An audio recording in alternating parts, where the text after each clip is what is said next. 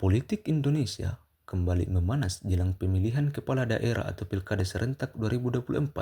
Selain demo menentang revisi Undang-Undang Pilkada, peta politik dan arah dukungan PDIP ikut jadi sorotan.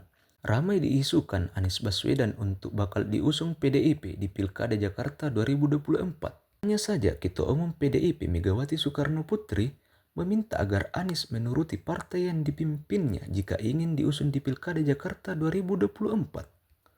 Pernyataan ini disampaikannya dalam acara pengumuman calon kepala daerah dan calon wakil kepala daerah yang digelar di kantor DPP PDIP Jakarta pada Kamis 22 Agustus 2024. Menanggapi pernyataan Megawati, Anies Baswedan mengungkap jawabannya. Anies mengatakan masih menunggu keputusan terlebih dahulu.